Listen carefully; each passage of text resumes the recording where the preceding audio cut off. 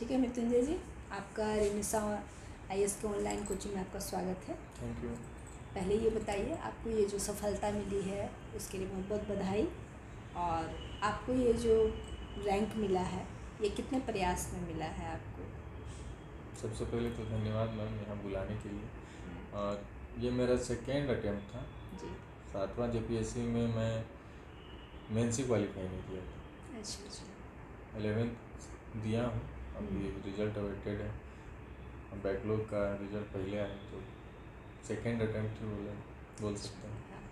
अच्छा, ये बताइए कि जैसे आप जेपीएससी में आए हैं तो आप अपना पूरा परिचय बताइए कि किस तरह आप यहाँ हैं और आप किस पद के लिए चयनित हुए हैं, अपने बारे में भी बताइए। मेरा चयन जेपीएससी बैकलॉग परीक्षा में पुलिस सेवा के लिए हुआ है।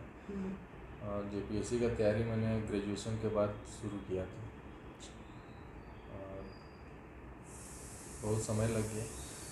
एग्ज़ाम भी होता नहीं है टाइमली।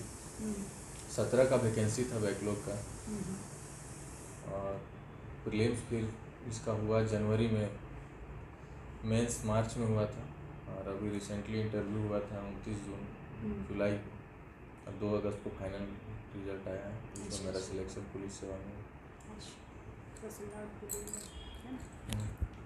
अच्छा, ये बताइए कि आपका जो ज़िला है, आप किस ज़िला से बिलोंग करते हैं और आप किस गांव से बिलोंग करते हैं, कैसा फैमिली बैकग्राउंड है और कितना आपको सपोर्ट किया पढ़ाई में? मेरा गुमला ज़िला है। वैसे मेरा दादाजी का गांव खुट्टी ज़िला में पड़ता है, लेकिन पापा गुमला में ही रह गए, अपना काम धंधा के लिए निकले थे। तो और मेरा बचपन बसिया में ही गुजरा है। 10th तक बसिया में ही 10th तक का स्कूलिंग हुआ। उसके बाद 11-12 संत पॉल कॉलेज रांची से। उसके बाद ग्रेजुएशन संत जोसेफ कॉलेज तोरपा से हुआ। ग्रेजुएशन होने के बाद ही जेपीएससी का तैयारी स्टार्ट किया। सबसे पहले एडमिशन लिए थे विश्व भारती कोचिंग में। अभी हमारे सर वहाँ के डायरेक्टर जो थे, कुछ दिन पहले ही स्वर्गवास हुआ है उनका। शुरुआती कोचिंग वहीं से शुरू किए थे। उसके बाद 7th जेपीएससी से पहले रेनेसा आईएएस से जुड़े थे यूट्यूब के माध्यम से। उसके बाद रेनेसा का एप्लीकेशन आया तो आप लोग से जुड़े।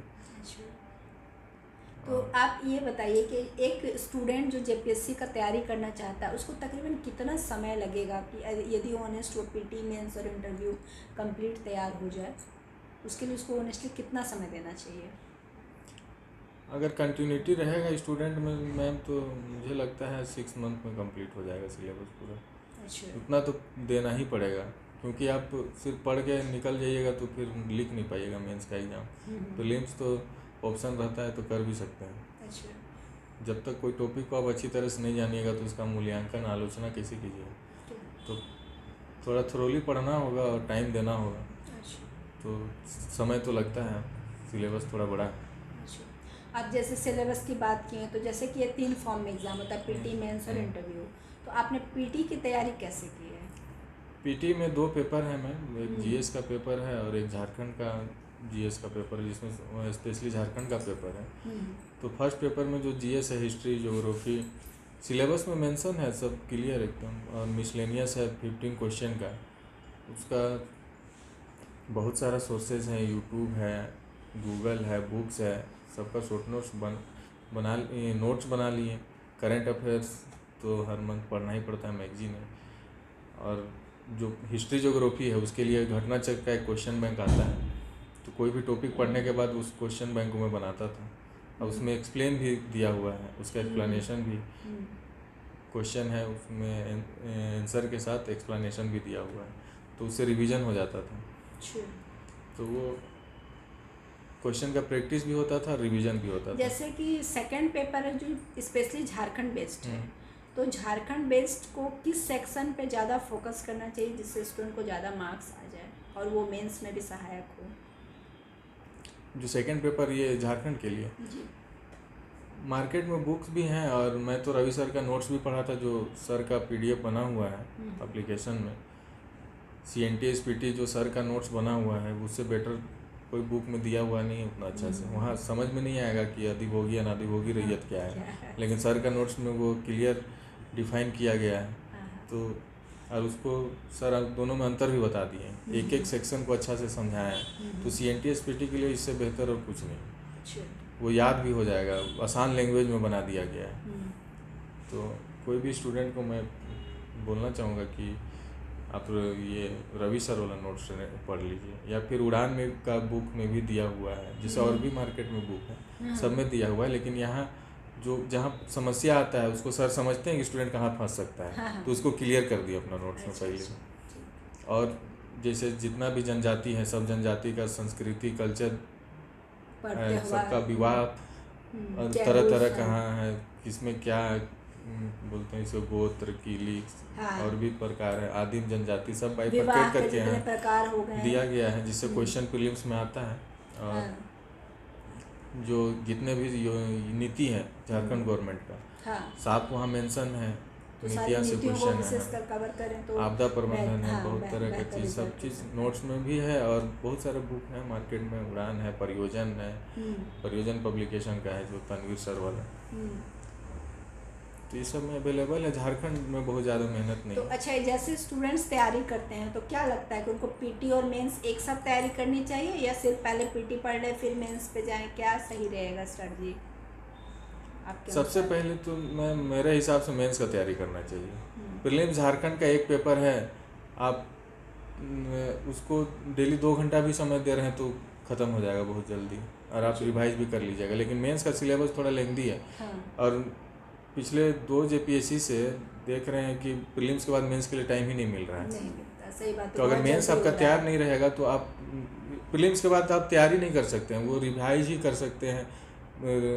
राइटिंग प्रैक्टिस भी करना है। इसीलिए मेंस का तैयारी और प्रीलिम्स का तैयारी या तो साथ कीजिए या पहले मेंस का तैयारी कीजिए, और प्रीलिम्स को भी कर लेते ही चलना पड़ेगा साथ साथ। तो मेंस का तैयारी आप कीजिएगा तो फर्स्ट पेपर तो आपका होता ही चला जाएगा। अच्छा, जैसा कि मेंस की तैयारी है तो मेंस में एक लिटरेचर पेपर है, तो लिटरेचर पेपर में आपका क्या विचार है, आप क्या रखें और क्या लगता है कैसे उसकी तैयारी करनी चाहिए?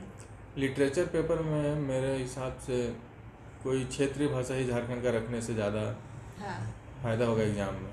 अच्छा। क्योंकि जैसे देख रहे हैं हिंदी मेरा दोस्त लोग का था, तो हिंदी से रिजल्ट कम है, अब रीजन जो भी रहा हो नंबर भी नहीं आता है, और इंग्लिश से तो फिर भी रिजल्ट आ जाता है। जैसे 7th में भी इंग्लिश लिटरेचर का रिजल्ट था, फिर हिंदी का उसके अपेक्षा बहुत कम था, लेकिन रीजनल लैंग्वेज में नागपुरी और खोटा का तो रिजल्ट रहता है।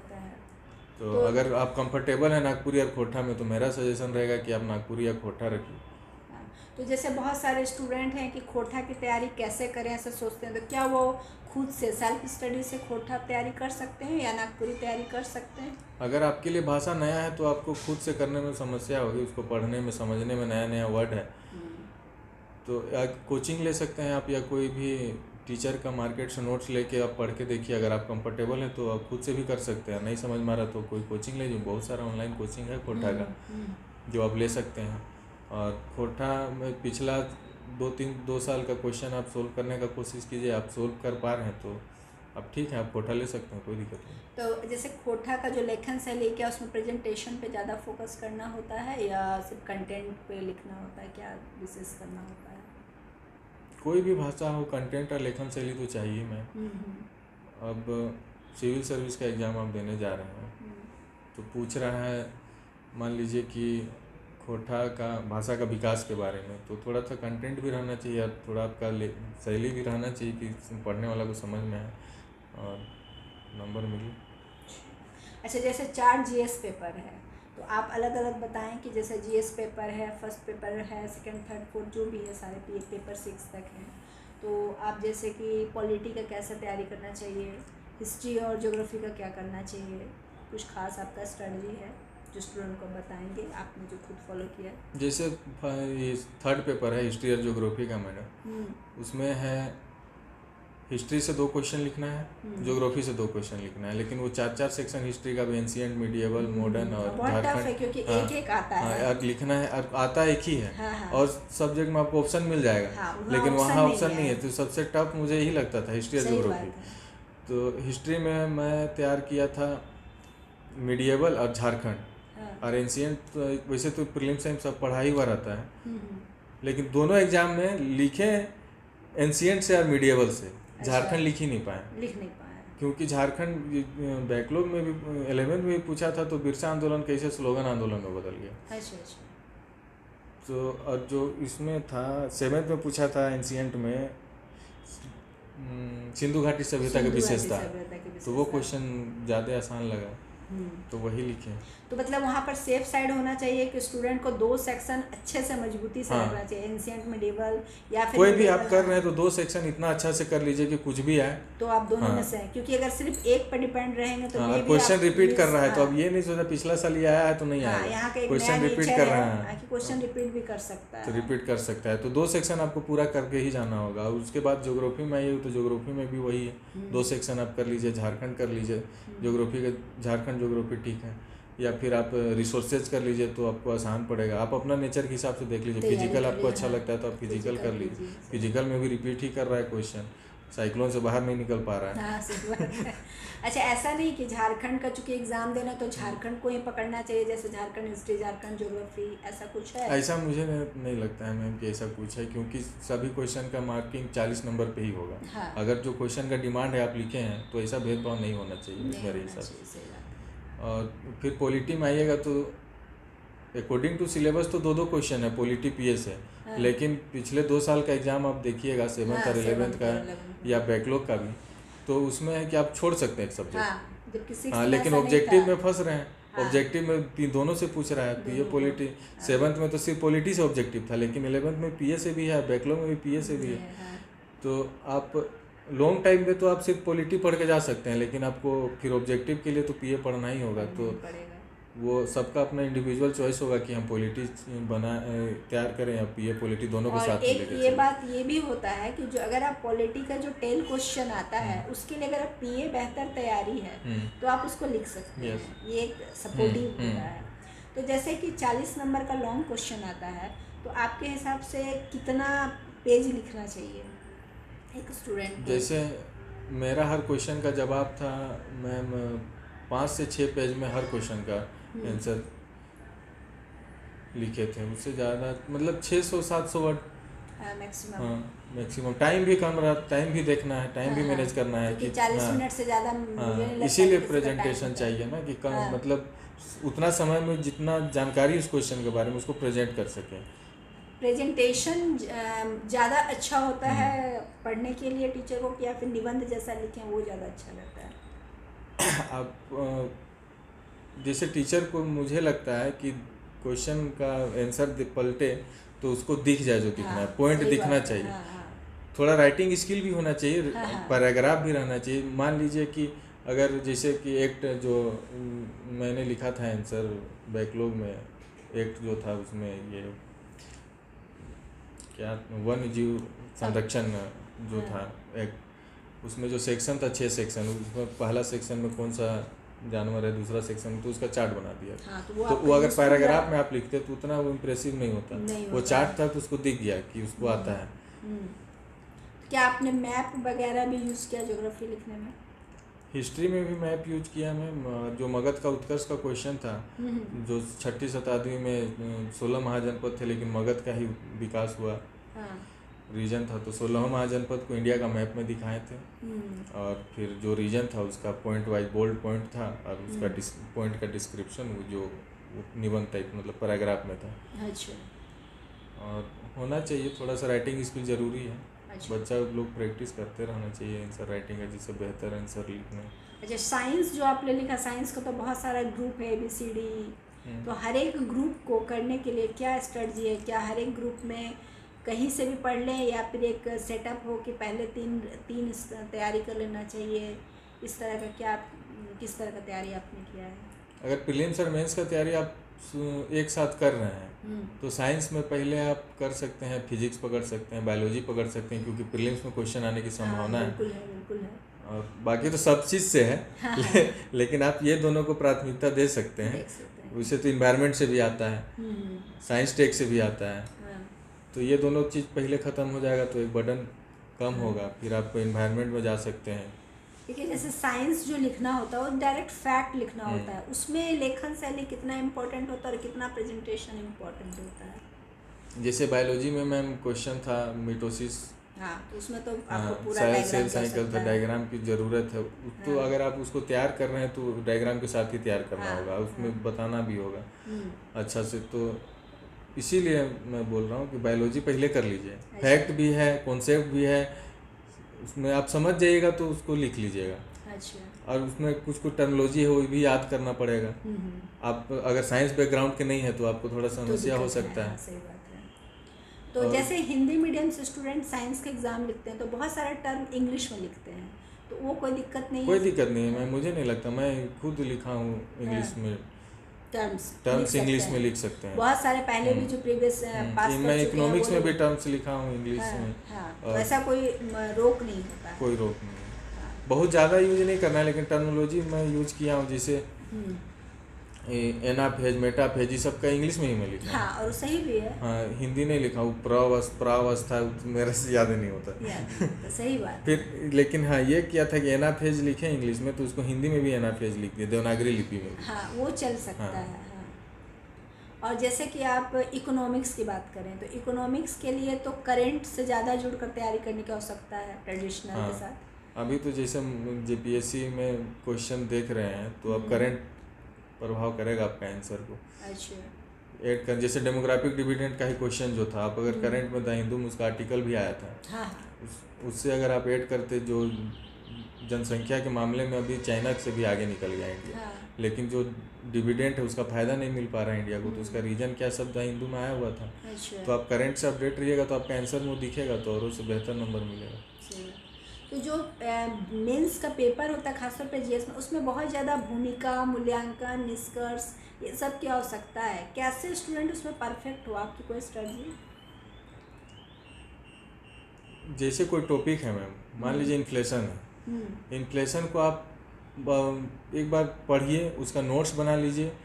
अगर आप कोई चीज़ को बहुत अच्छी तरह से जानिएगा तभी उसका आप मूल्यांकन कर सकते हैं, उसका आलोचना कर सकते हैं, उसका लाभ हानि सब आप बता सकते हैं। क्वेश्चन में वही रहता है, या तो इन्फ्लेशन क्या है, इन्फ्लेशन से भारतीय अर्थव्यवस्था में क्या हानि हो सकती है, क्या लाभ हो सकता है, किस क्षेत्र को लाभ, यही रहता है। तो जब तक आप एक टॉपिक को अच्छी तरह से समझ नहीं जाते हैं, दूसरा टॉपिक में मत जाइए, क्योंकि एक स्टूडेंट लोग का माइंड सेट होता है ये टॉपिक मेरा हम पढ़ लिए हैं, जब लेकिन आंसर थोड़ा सा ट्विस्ट कर देगा टेल कि इसका आलोचना करें तो फंस जाता है। इसलिए जब तक उसको टॉपिक को आप समझ जाते हैं अच्छी तरह से, तो फिर आपको किसी भी तरह का टेल लगा दे आप लिख सकते हैं। समीक्षा करना, मूल्यांकन करना आप लिख सकते हैं, किस इन्फ्लेशन से किस सेक्टर को लाभ होगा, किस सेक्टर को हानि होगा, या फिर कितने तरह के इन्फ्लेशन है।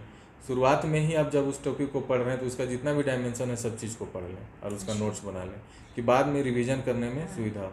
अच्छा, एक स्टूडेंट्स की एक मेंटलिटी होती है कि जो टॉपर्स होते हैं उनकी कॉपी को, मतलब कॉपी अगर मिल जाता है तो उसको कॉपी करके कॉपी पेस्ट करना चाहते हैं। वैसे स्टूडेंट को सफलता मिलता है या जो खुद से लिखने की कोशिश करते हैं, अपना लेखन शैली डेवलप करते हैं, वो ज़्यादा सक्सेस पाते हैं? क्या लगता है आपको? कोशिश तो करना चाहिए कि अपना लेखन शैली डेवलप करें, टॉपिक को समझ के। आप कितना चीज़ याद कर ली, याद तो करना ही है, तो याद तो करना ही, पढ़ना मतलब याद ही करना है। लेकिन वो हो जाता है, शुरुआत भले स्टूडेंट करता है टॉपर्स का कॉपी देख के, लेकिन बाद में वो अपना ही लिखता है। उसको लगता है कि हम टॉपर का लिख रहे हैं, लेकिन वो होता नहीं है।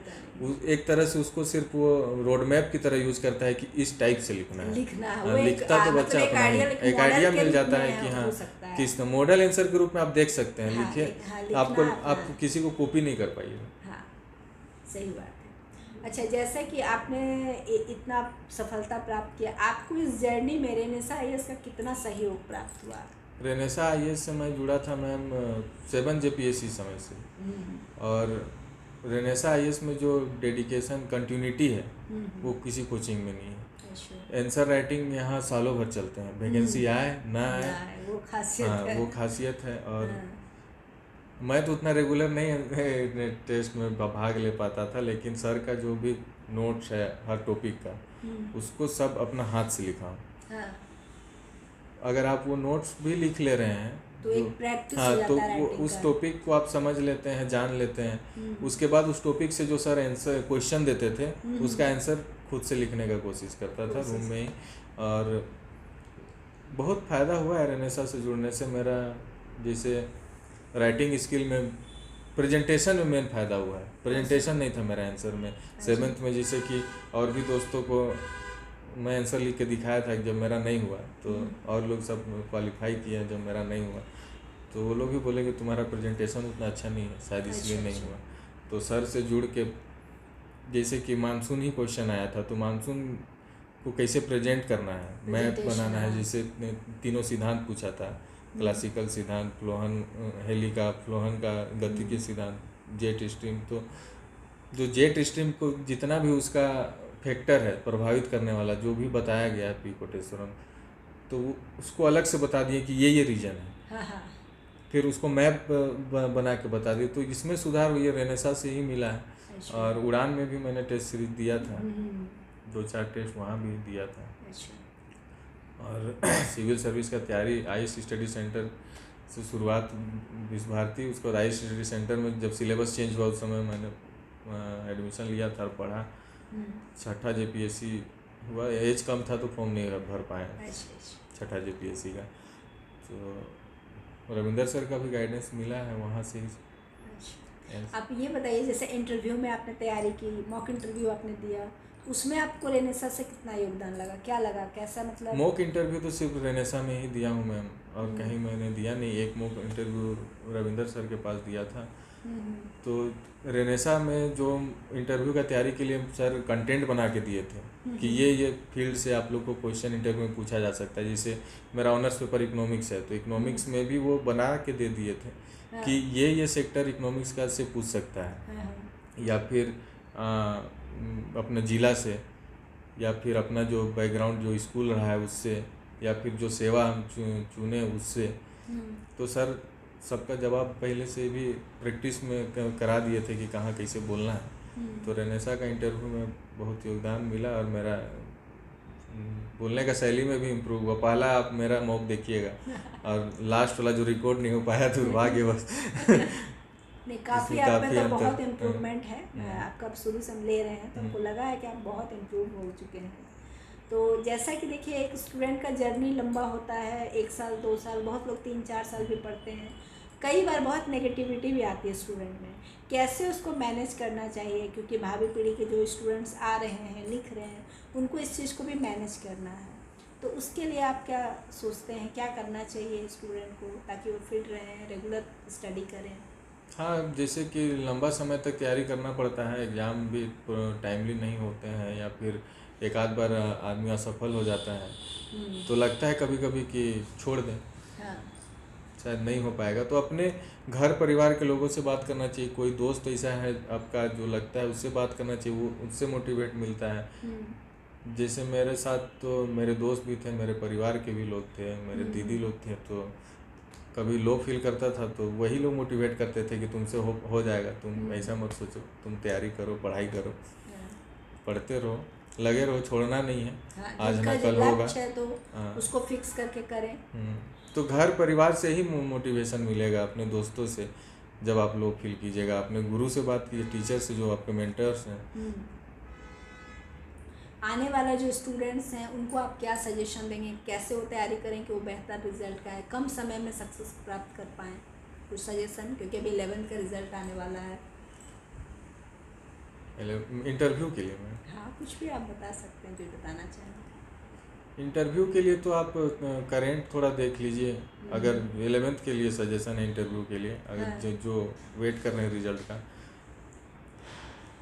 करेंट देख लीजिए। करेंट में ओलंपिक चल रहा है, ओलंपिक से इंडिया वर्ल्ड कप जीता है, वो देख लीजिए। क्रिकेट से बांग्लादेश में सत्ता पलट हो गया है, यूक्रेन युद्ध देख लीजिए।